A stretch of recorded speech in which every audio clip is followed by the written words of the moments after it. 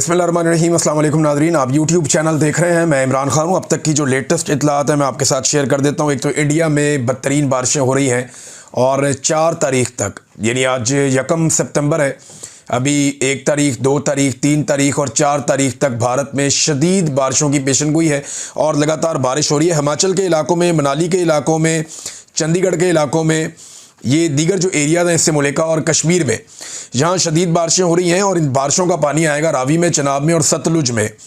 2 ऐसे डैम्स हैं भारत के जिनके दरवाजे पूरी तरह भारत ने खोल दिए हैं, यानी पानी बगैर किसी रुकावट के आएगा। इसमें एक भारत का भाखरा डैम है। ये जो भाखरा डैम है ये बहुत बुलंदी पे है, इसकी जो हाइट है वो 741 फुट है। ये शायद भारत का सबसे बुलंद डैम यही है। तो यहाँ से पानी बहुत फ़्लो के साथ बहुत तेज़ी से पाकिस्तान की तरफ आएगा और ये पानी दाखिल होगा दरियाए सतलुज में। और इसके अलावा जो नंगल डैम है वहाँ से भी दरवाजे खुले हैं और पानी वहाँ से भी बग़ैर किसी रुकावट के पाकिस्तान में दाखिल हो रहा है। तो अगले 3 से 4 दिन भारत में शदीद बारिशें हैं और कुछ ऐसे डैम्स हैं जिनके दरवाजे डैमेज हुए हैं या टूट गए हैं। अब वहाँ पे पानी के फ़्लो को नहीं रोका जा सकता, तो पानी पाकिस्तान में बहुत तेज़ी से आएगा।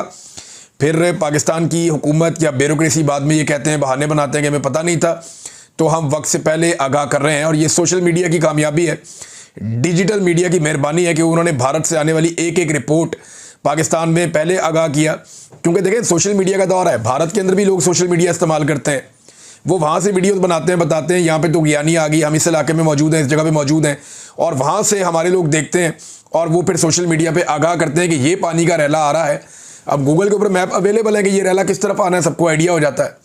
और वो जो पानी पाकिस्तान में दाखिल होता है तो उससे पहले डिजिटल मीडिया इन्फॉर्म करता है, क्योंकि पाकिस्तान की हुकूमत और पाकिस्तान के जो इदारे हैं ये तो ऐसा लगता है डिनाइल में है, और ये तो ये मानने के लिए तैयार नहीं थे पहले कि कोई बड़ा फ्लड आया या कोई नुकसान हो रहा है। अब इन्होंने नए नए बयानियाँ बनाना शुरू कर दिए हैं, लेकिन सिचुएशन मैं आपको बता रहा हूँ वो ये है कि हिमाचल से और मनाली से शदीद बारिशों के बाद अगले 4 दिनों में एक बड़ा रैला पाकिस्तान में, यानी ये पूरा वीक है, ये बड़ा ख़तरे वाला है और इसमें पानी पाकिस्तान में दाखिल होता रहेगा। तो जो ख़तरा रहेगा पाकिस्तान में वो आपके कसूर से लेके बहावलपुर तक के इलाके, ये तमाम शहर ख़तरे में रहेंगे। जंग की सूरत हाल मैं पहले भी रिपोर्ट कर चुका हूँ कि वहाँ पे सबसे ज़्यादा देहात डूब गए हैं और गलत जगहों से बंद तोड़े गए हैं कुछ लोगों की ज़मीनें बचाने के लिए। ज़मीनें तो वो भी बचनी नहीं है, कुछ जो है वो शुगर मिलें बचाने के लिए। लोग इल्ज़ाम लगा रहे हैं कि शरीफ ख़ानदान की शुगर मिल को बचाने के लिए बहुत सारे इलाकों को डबो दिया गया है, किसानों की फसलें तबाह कर दी गई हैं। तो कपास का, चावल का, गन्ने का ये बहुत नुकसान हुआ, सब्जियों का भी बहुत नुकसान हुआ। ये फसलें मुकम्मल तौर पे तबाह हुई हैं और पाकिस्तान को अरबों डॉलर्स का नुकसान हो गया है इस सैलाब के नतीजे में और नाकिस हिकमत अमली के नतीजे में। नाज़रीन, हुकूमत ने 2 बयानियाँ दी हैं अब तक, यानी आप गौर से सुने ना तो हुकूमत के कुछ लोग बैठते हैं और बैठ के ये कहते हैं कि भारत ने अभी जारहियत कर दी, अचानक भारत ने पानी छोड़ दिया और हमें पता ही नहीं चला, हमें अंदाज़ा ही नहीं हुआ कि ये क्या होगा और भारत की वजह से हम फंस गए। एक तो वो ये कहते हैं। दूसरे हुकूमत के लोग ये कहते हैं, नहीं नहीं, भारत ने पानी नहीं छोड़ा, भारत, हमें तो 6 महीने से पता था, हम तो 6 महीने से तैयारी कर रहे थे, हमें तो आइडिया था कि मानसून में क्या होना है, हमने तो सारे इदारे अलर्ट पे लगाए हुए थे। एक तरफ कहते हैं कि हम धोखे में मारे गए, एक तरफ कहते हैं नहीं, हम पहले से चुकन्ने थे, हमने पूरी तैयारी की हुई थी। कोई एक बयानिया इनका है नहीं। अब एक नया बयानिया लॉन्च किया गया है गवर्नमेंट की जानिब से, वो बयानिया आप सुन लें। और ये अडयाला जेल भी जाते हैं सहाफ़ी जिन्होंने ये बयानिया लॉन्च किया है। दावा किया जा रहा है कि भारत का डैम भरने का डाटा वाज़े तौर पर बता रहा है कि भारत ने इंडस वाटर ट्रीटी की जो SOPs है उसकी वाज़े खिलाफ वर्जी की है और डैमों में गुंजाइश से ज़्यादा पानी ज़ख़ीरा करके पाकिस्तान की तरफ छोड़ा है और डैम भरने का डाटा पाकिस्तान से शेयर नहीं किया। माहिरीन के मुताबिक ये अमल एक्ट ऑफ वार है। अब देखें, इसी एक छोटी सी 3 लाइनों का ट्वीट जो इनको लिख के दिया गया या इनको ये मिस इन्फॉर्मेशन दी गई, उसी में चंद सवालात पैदा हो जाते हैं ना। हम इस पर रिसर्च करते, मेरी टीम तो उन्होंने 5 सवाल तो वहीं पे निकाल दिए थे। पहला सवाल तो ये है कि वो कह रहे हैं कुछ मीडिया रिपोर्ट्स के मुताबिक, कौन सी मीडिया रिपोर्ट्स हैं जनाब, पहले तो वो शेयर कर लें आप। फिर कह रहे हैं जी डैम भरने का डाटा वाज़े तौर पर बता रहा है, तो कहाँ है वो डाटा जो वाज़े तौर पर बता रहा है? वो तो कहीं शेयर नहीं किया गया। और ये भी कहा गया कि डैमों में गुंजाइश से ज़्यादा पानी ज़ख़ीरा करके, अब क्या किसी डैम की गुंजाइश से ज़्यादा पानी उसमें आ सकता है? क्या डैमों की 4 दीवारी के ऊपर कच्ची ईंटें लगा के, मट्टी लगा के या तंबू कनाते लगा के पानी ज़्यादा इकट्ठा कर लिया गया? भाई, जो गुंजाइश डैम की होती है, डैम में उतना ही पानी आता है, उससे ज़्यादा पानी तो नहीं आता। और ये डैम जो है ये भारत के अंदर पाकिस्तानी बॉर्डर से बहुत दूर है, बहुत बहुत फासलों पे है। और फ्लैश फ्लडिंग के दौरान गुंजाइश से ज़्यादा ज़ख़ीरा करने की कोशिश में डैम टूट जाए तो इसके नतायज आपको पता है क्या होते हैं? ये बिला वजह उठा के खबरें इस तरह की लगा दी जाती है। इस वक्त भारत अपने ही शहर डुबोने का क्या खुद से नाटक कर रहा है। भारत के अंदर सैलाब आया हुआ है, वहाँ पे जो है वो पंजाब में, हिमाचल में, हरियाणा में यहाँ सैलाब आया हुआ है और उस सैलाब से भारत में नुकसान हो रहा है। वहाँ के लोग रेस्क्यू कर रहे हैं, वहाँ की गवर्नमेंट भी काम कर रही है, वो भी परेशान है। तो क्या वो अपने मुल्क को डुबोगे फिर पाकिस्तान के मुल्क को डुबोएंगे? वहाँ एक बहुत बड़ी आबादी है, करोड़ों की आबादी है, शायद इतने ही लोग जितने पाकिस्तान में रहते हैं, लगभग इतने ही है या शायद इससे ज़्यादा है। तो भारत क्या इतना बड़ा रिस्क ले सकता है? इतना बड़ा मुल्क नहीं, ऐसा नहीं है। ये भारत के अंदर भी सैलाब आया, ये बारिशें हद से ज़्यादा हुई हैं, हमारी तैयारी कोई नहीं थी। हमें लगता था कि रावी से कभी पानी आना ही नहीं, हमें लगता था सतलुज में कभी पानी आ रहा है। तैयारी नहीं करते ना, कभी हमने कभी तवज्जो नहीं दी इन बातों की तरफ। इमरान खान ने कहा था मैंने यहाँ पे बड़े बड़े ज़ख़ीरे बनाने हैं पानी के, ताकि कभी फ्लड्स आए तो उन्हें कंट्रोल किया जा सके। तो तब सारे हंसते थे कि यहाँ कब फ्लड आएगा। वो रूडा के जरिए इमरान खान तब क्या करना चाह रहे थे? ये इलीगल सोसाइटियों को ख़त्म करना चाह रहे थे। जो रावी बेड के ऊंचे इलाके हैं वहाँ पे वो कहते हैं आबादी बनाओ, जो नीचे है वहाँ पे आबादी मत बनाओ। वो नए जंगल लगाना चाह रहे थे, कंक्रीट के बने हुए पक्के बंद बनाना चाह रहे थे ताकि पूरा लाहौर शहर और उसकी सराउंडिंग महफूज रहे। ये था उनका मनसूबा। उनके जाने के बाद अंधाधुंध इन्होंने बांट दिए रेजिडेंशियल सोसाइटियों को एनओसीज, और उसके नतीजे में देखें क्या हुआ। आपके सामने ना जो कुछ हुआ तो वो इन्होंने किया है ना। तो अब जनाब ये बयानियां बना रहे हैं कि डैम भरने का डाटा पाकिस्तान ने शेयर नहीं किया। पहली लाइन में कह रहे हैं कि डाटा ये बताता है, अगली लाइन में कह रहे हैं कि डाटा ही शेयर नहीं किया। तो फिर अगर शेयर नहीं किया तो वो कौन सा डाटा बताता है? ये अजीबो गरीब चीज़ें की जा रही हैं। एक्ट ऑफ वार है, माहरीन कह रहे केड़ा एक्ट ऑफ वार है भाई? बारिश ज़्यादा हो गई है, वो ज़रा आपसे बेहतर मैनेज कर रहे हैं चीज़ों को, आपसे नहीं मैनेज हो रहा। उन्होंने बेशुमार डैम बना के पहले ही पानी जमा किया हुआ था, अब वो पानी निकाल रहे हैं और आपको तकलीफ हो रही है।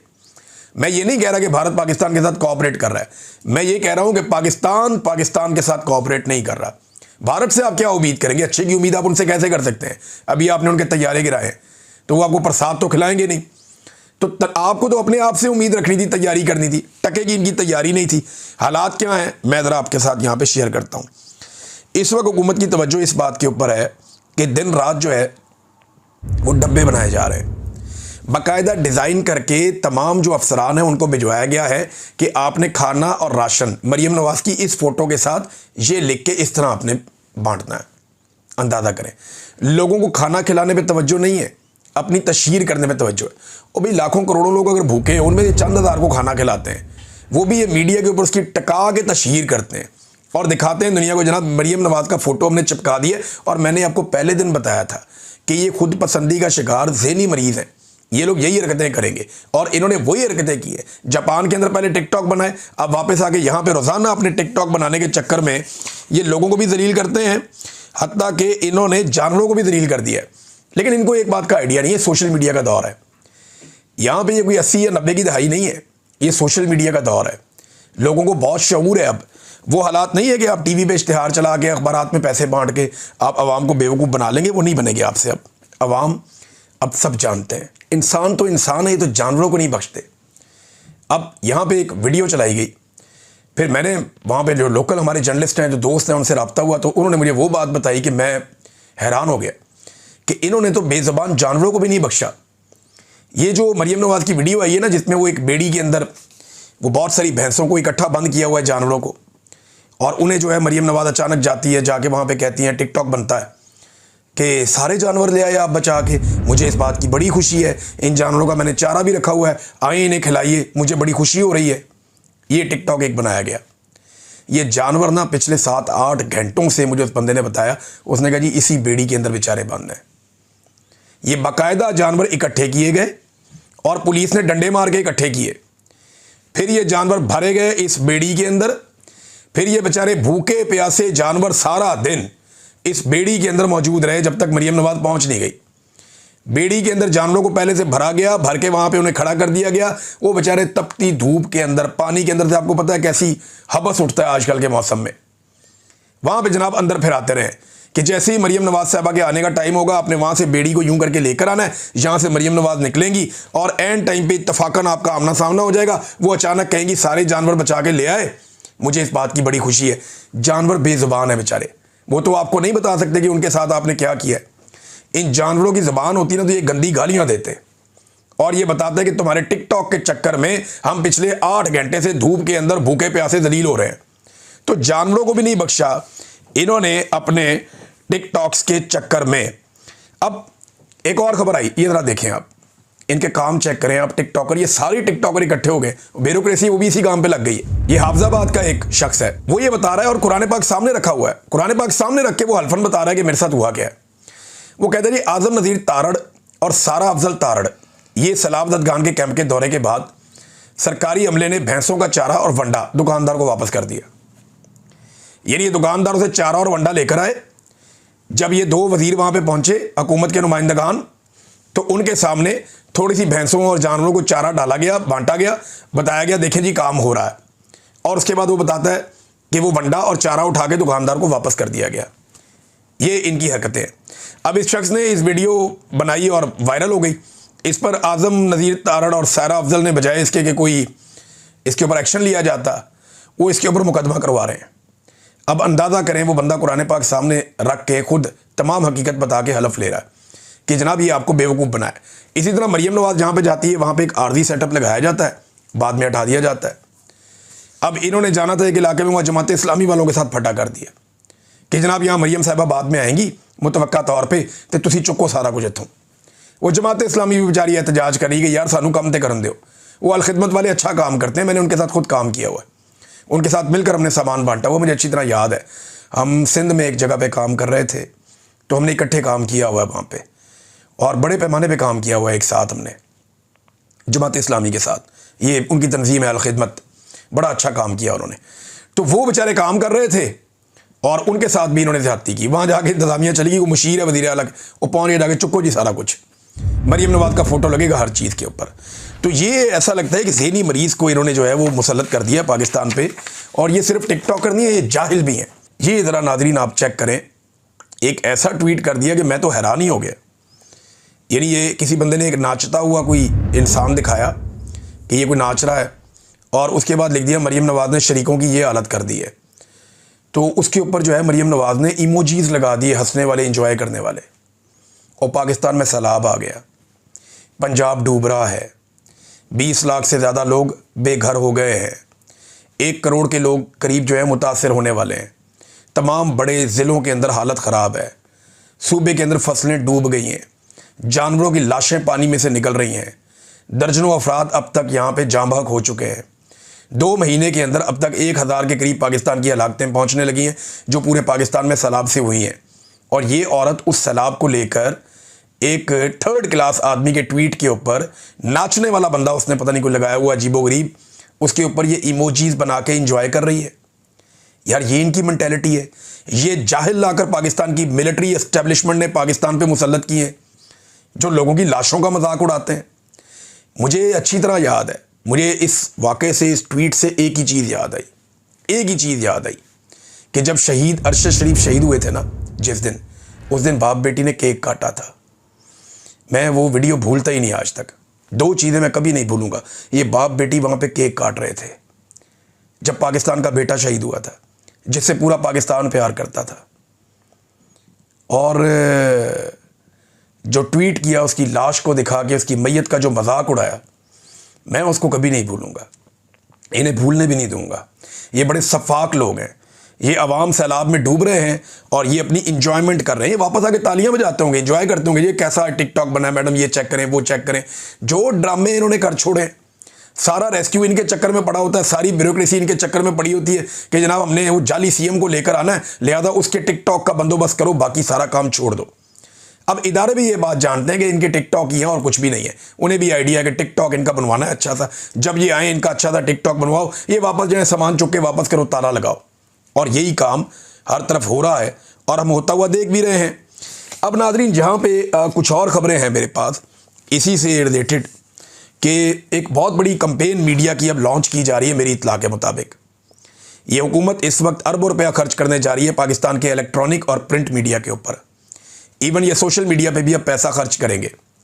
कंपेन ये लॉन्च करने जा रहे हैं कि जैसे ये हुक्मरान हीरोज़ बन गए हैं और बहुत अच्छा काम कर रहे हैं, इन लोगों ने कमाल कर दिया है, इनके जापान के दौरे, अभी ये चाइना का दौरा शहबाज शरीफ का, ये सारी चीज़ों को इकट्ठा करके ये एक बहुत बड़ी मीडिया कैंपेन लॉन्च करने जा रहे हैं ताकि सैलाब की तबाहकारियों पे पाकिस्तान का मीडिया अपना मुंह बंद रखे।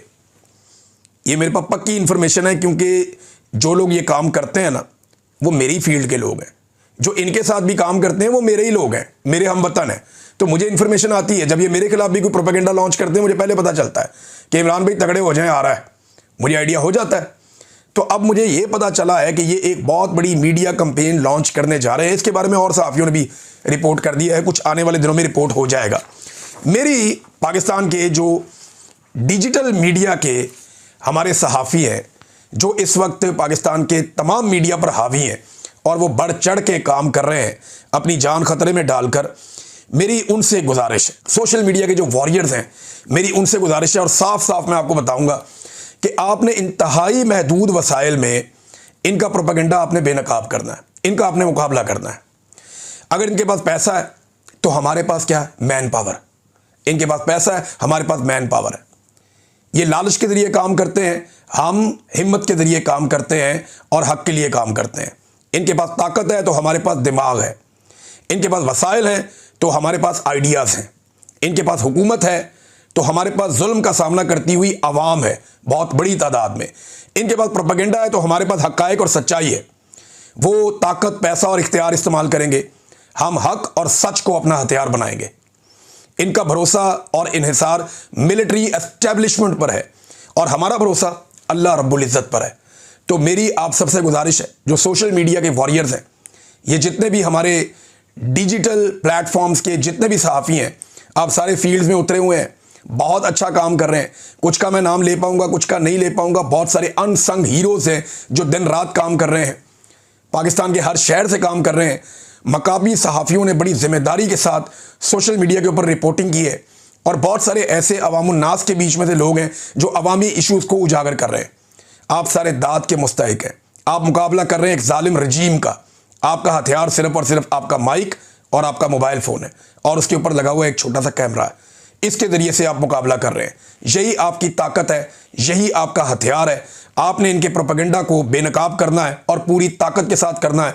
अल्लाह पर भरोसा रखें, इनके अरबों रुपए हम ज़ाया कर देंगे इंशाअल्लाह, और ये अपने प्रोपेगेंडा को फैला नहीं सकेंगे। हम बताएंगे अवाम को हकीकत क्या है और इन्हें बेनकाब करेंगे।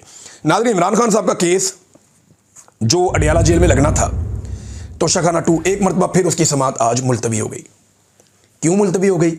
सादी बात है कि इमरान खान साहब आसिम मुनीर साहब पे तनकीद करते हैं और आसिम मुनीर साहब को प्रॉब्लम यह है कि उनकी एक्सटेंशन के मामला डिस्कस हो जाते हैं जिस दिन इमरान खान साहब का अंदर से कोई बयान आता है।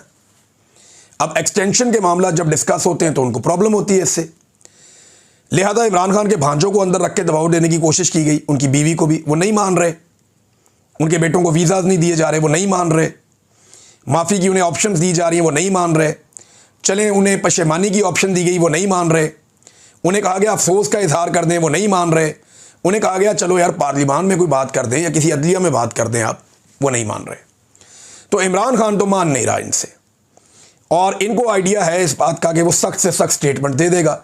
जो एक प्रोग्राम बना हुआ है हुकूमत और एस्टेब्लिशमेंट के बीच में कि किस तरीके से एस्टेब्लिशमेंट के और हुकूमत के मामलात एक्सटेंशन के तय पाने हैं, उसके लिए दोनों एक दूसरे पे पैंतरे भी चल रहे हैं। दोनों ये सोच रहे हैं कि बड़ा अहम मौका है, अपना ज़्यादा से ज़्यादा फ़ायदा ले लें। यानी ये जो सौदा होने जा रहा है एक्सटेंशन वाला, इसमें ज़्यादा फ़ायदा कौन लेता है, इस चक्कर में है दोनों। तो ये हमेशा होता है, ये पहली दफ़ा नहीं हो रहा। ये कोई अपने दिल पे ना ले ले, ये पाकिस्तान में हमेशा होता है, ये आइंदा भी होता रहेगा अगर इस सिलसिले को ना रोका गया तो इमरान खान साहब का केस इसलिए मुलतवी कर दिया गया, उसका सामना कोई नहीं कर सकता। पिछली मरतबा बताया था उनकी फैमिली ने कि इनकी इमरान खान साहब की आंख में प्रॉब्लम है, डॉक्टर तक उन्हें एक्सेस नहीं दी जा रही। ये वो आदमी है जिसने अपनी ज़िंदगी का एक बड़ा हिस्सा लोगों के इलाज के ऊपर लगाया था। शहबाज शरीफ ने एक दावा किया, नाज़रीन वीलॉग के आखिर में वो दावा आपके सामने रख देता हूँ कि मेरी हुकूमत में करप्शन का एक भी इल्ज़ाम नहीं लगा। तो यहाँ चंद चीज़ें हैं, ये हुकूमत बनी करप्शन से। भाई जो हुकूमत बनी करप्शन और 2 नंबरी से, उस पर करप्शन का इल्ज़ाम लगा के क्या करना है? हुकूमत ही इलीगल है, करप्ट हुकूमत है, बेईमान हुकूमत है, ईमानदारी से हुकूमत बनी नहीं। फ्रॉड के साथ जाली फॉर्म 47 पे तो हुकूमत बनी। फिर NRO 2 लिया आपने हुकूमत बना के, सारे अपने केस ख़त्म करवाए, चपड़ासियों वाले भी, फेक अकाउंट्स वाले भी, नवाज शरीफ के, जरदारी के, सबके केस आपने ख़त्म करवाए। करप्शन का तो कोई केस आपने छोड़ा ही नहीं। पुराना वाला जो है मेरिट की आपने धज्जियाँ उड़ा दी, हर महकमे पे लाके रिटायर फौजी बिठा दिए, कई महकमों के ऊपर हाजिर ड्यूटी फौजी बिठा दिए। ये भी आपने किया इस मुल्क के साथ। हर महकमे में करप्शन बढ़ गई है पाकिस्तान में। सिर्फ चीनी और गंदम के स्कैंडल्स को आप देख लेना, अरबों रुपए, अरबों, सैकड़ों अरब के इन्होंने दिहाड़े लगाए हैं सिर्फ चीनी और गंदम के स्कैंडल में। और अब ये जो नया गंदम का स्कैंडल है कि जब किसान ने बेची तो 2000 रुपये, और जब अब बेच रहे हैं इनके अपने फ्रंटमैन तो कितने की है? 3500 रुपये। इतना मुनाफा मिलता है कभी किसी को? 1.5-2 महीने के अंदर 75% का मुनाफा थोड़े दिनों में डबल हो जाएगा। कभी 2 महीने में किसी का पैसा डबल हुआ है?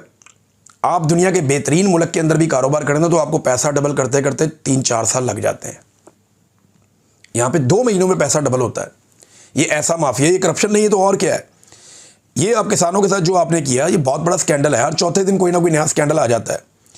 ये 10,000 अरब का जो आपका बेकायदगियाँ और बेज़ाब्तियाँ आपके अपने महकमे ने बताया, ये मरीम नवाज के दौरे हुकूमत में यहाँ पे हो रही हैं। फिर जो IBB के साथ आपने मुआहदे किए हैं, जो LNG के आपने मुआहदे किए, वो करप्शन के घड़े हैं बहुत बड़े बड़े, पाकिस्तान उनको भुगत रहा है। तो ये दावा पाकिस्तान में कोई भी करे, शरीफ खानदान ये दावा कभी नहीं कर सकता कि उसने करप्शन को कम किया है या उसके दौर में करप्शन नहीं हुई। इनकी ऑडियो मौजूद है कि मरीम नवाज का दामाद है, हमारा बच्चा है वो राहील, ये वही राहील है जो मरीम नवाज के साथ अभी जापान भी गया था। ये कारोबारी आदमी है जो इंडिया से इसकी मशीनरी आनी मंगाओ जी। ख़ानदान का कारोबार बढ़ रहा है, फिर कहते हैं करप्शन नहीं की। ये लोगों को बेवकूफ़ समझते हैं। लोग इनकी तबीयत साफ़ करेंगे और जल्दी करेंगे, अपने वोट की ताकत से करेंगे, वरना दूसरे तरीके से करेंगे। अब तक के लिए इतनी अपना ख्याल रखिएगा, अपने इस चैनल का भी। अल्लाह हाफ़िज़।